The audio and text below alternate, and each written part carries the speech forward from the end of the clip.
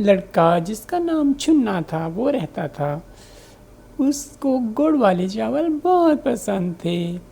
वो रोज़ अपनी मामा से कहता कि मामा मुझे गुड़ वाले चावल पका कर दो, मुझे गुड़ वाले चावल पका कर दो। उसकी मामा कभी कभी उसको गुड़ वाले चावल पका देती, कभी नहीं पका कर देती। एक दिन जब चुन्ना गुड़ वाले चावल खा रहा था तो उनकी छत पे एक चिड़िया आ गई।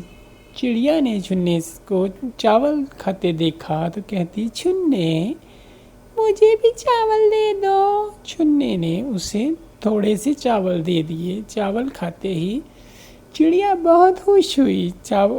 खुश होके उसने चुन्ने से कहा, चुन्ने मुझसे दोस्ती कर लो, अब मैं रोज़ तुम्हारे पास आया करूँगी। लेकिन चुन्ना रोज़ चावल नहीं खाता था। उसने कहा कि मेरे पास रोज़ चावल नहीं होते।